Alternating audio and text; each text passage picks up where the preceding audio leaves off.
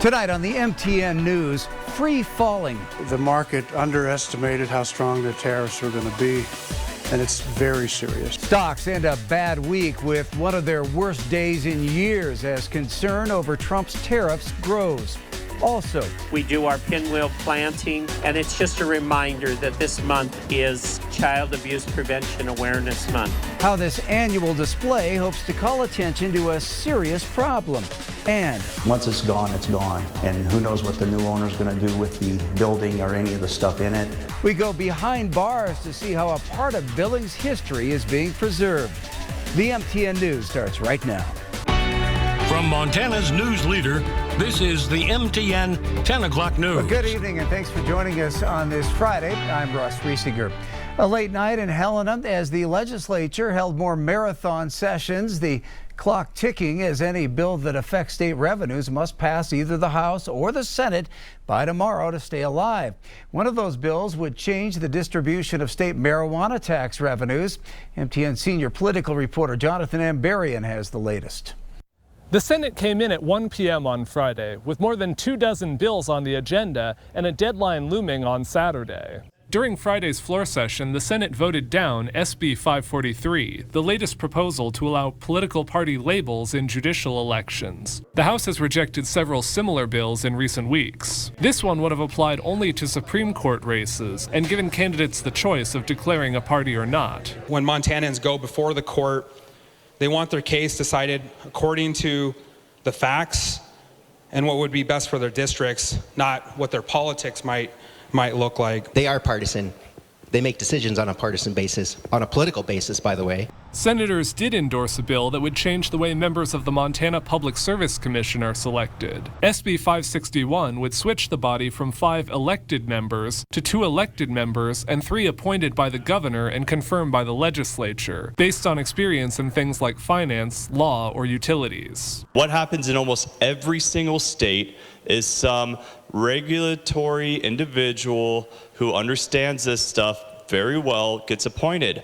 How many of those people are going to run for office and become elected to the Public Service Commission? By going from 5 elected PSC to 2, we take away control of the PSC from the voters and we give control of the PSC to the executive branch. The Senate also gave initial approval to a bill that would change the distribution of state marijuana tax revenues. SB 537 would put some of that money toward law enforcement grants and the behavioral health system, but it leaves in place the existing allocations of marijuana revenue to conservation programs. Since the start of the legislative session, lawmakers have introduced and considered more than 1,500 bills, and as of Friday morning, more than 900 of them had made it through at least one chamber.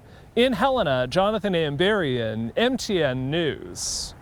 Well, fears of a trade war and global recession sending stocks plummeting to end the week. Markets saw their biggest decline since the early days of the COVID pandemic after China retaliated with new tariffs on U.S. products. The Dow Jones Industrial Average dropped 2,231 points, or 5.5%, and is now down 15% from the record high set last December. The NASDAQ and S&P also falling hard as tech stocks saw big losses. Despite the stock market's big drop, President Trump predicts the new import tariffs will bring trillions of dollars of investments into the U.S., spurring job growth and an economic boom. But many investors and those with 401ks are understandably nervous right now. And Billings financial advisor Gary Buchanan says they may have reason to be. In nearly 50 years in the business, I've never seen more self-inflicted harm to the market. This is solely due to tariffs, and it's having repercussions across markets for agriculture. Federal Reserve Chairman Jerome Powell also warning about the new taxes today. Powell saying Trump's new tariffs run the risk of long-term pain for the economy. It is now becoming clear that tariff increases will be significantly larger than expected. And the same is likely to be true of the economic effects, which will include higher inflation and slower growth. There was some good news as the U.S. economy added 228,000 jobs in March. That was way more than expected, and the unemployment rate remained roughly even.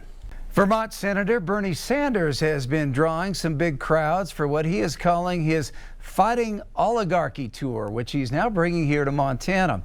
Sanders will be at the University of Montana's Adams Center Wednesday, April 16th. The 83-year-old has been holding rallies and town halls challenging President Trump's policies and economic disparities in the U.S. He was last in Missoula in 2018 when he was a candidate for president. And a number of protest rallies are taking place across the country tomorrow, including one by Hands Off Billings at the courthouse lawn from noon until 2. The group says the events are committed to nonviolent action. You may have noticed something in several places while driving around Billings. Pinwheels. As part of Child Abuse Prevention Month, silver and blue pinwheels have been placed at several places, including the courthouse lawn and Metro Park. Q2's David J. has more from those who are trying to curb child abuse. These pinwheels at the Yellowstone County Courthouse lawn are arranged in the shape of a ribbon. It's all to bring awareness about child abuse prevention. Those speaking out here say that there is hope and they see some progress being made to help families and children. We really need to not be numbed by the numbers because, as you know, even one case is a tragedy. Mayor Bill Cole says about 400 cases a year of child abuse or neglect are reported in Yellowstone County, along with 11,000 referrals of suspected and possible abuse or neglect in Montana each year. Everybody is susceptible to it, and it's a community problem. And so we want people to know that there's a way to prevent it and that there's hope. Tori Rainey is a postnatal family advocate at the Family Tree Nurturing Center and works on preventing abuse. Adverse childhood events, and that can cause lifetime issues. It can cause health problems, mental illnesses, and learning disabilities. So it can completely cloud and stunt a child's growth. Rainey does home visits and parenting classes to help families overcome abuse and neglect. A lot of parents, when we talk about apologizing to their children, they're just really empowered that they can start there. And whereas research shows that provisions of early education and preventative services for parents of young children and families are effective, they also aid in stopping the generational cycles of abuse. Whereas providing a safe and nurturing environment for children without violence, abuse, or neglect ensures that the most vulnerable members of our community will develop into their full potential. The city of Billings and Yellowstone County each designated April as Child Abuse Prevention Month.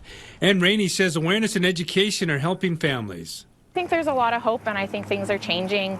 I see the culture of parenting shifting a lot. In Billings, David J., MTN News.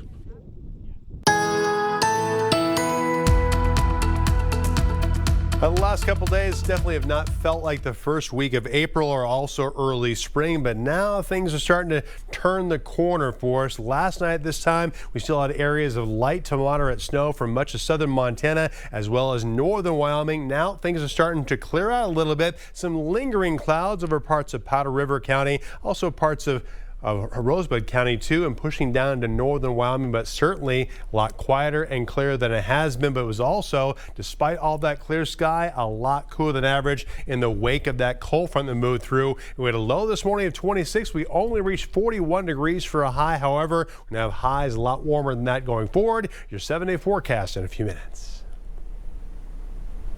A bill that would increase access to doulas who give support to women giving birth, kind of like a midwife, is also closer to becoming law in Montana. It's passed the Senate and is now in the House. Matt Carmack looks at how it could benefit doulas and help expectant mothers.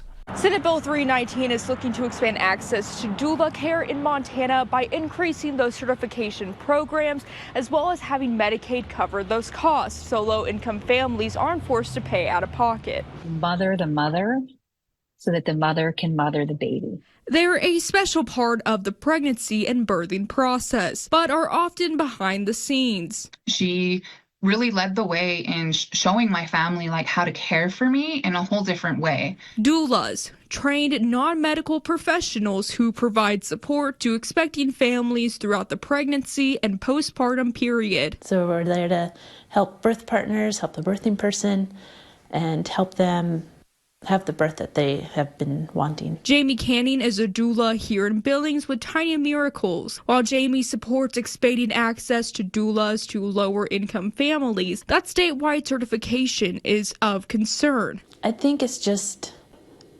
being told how to do your own practice. And while Jamie is still on the fence about that bill and how it might impact Tiny Miracles, Amy Stefarm with Healthy Mothers, Healthy Babies has been a strong advocate to SB 319. There's so much potential there for good work and for good things to happen in our communities. Amy is the Native American Initiatives Director for the nonprofit. And expanding access to doula care, she sees it ultimately impacting Indigenous women here in the state. When I think of Indigenous doulas, I think of the revitalization of these cultural teachings, these cultural knowledge, this language, our Indigenous language about birth, pregnancy, parenting, and postpartum. And sponsor of the bill, Cora Newman, had that impact on Indigenous women in mind while shaping the bill. One of the things that we see throughout healthcare in Native American communities is that connection to culture and connection to traditional practices and connection to ceremony is medicine. SB 319 is pending in the House, and if passed, will go into effect in January. In Billings, Matt Carmack, MTN News.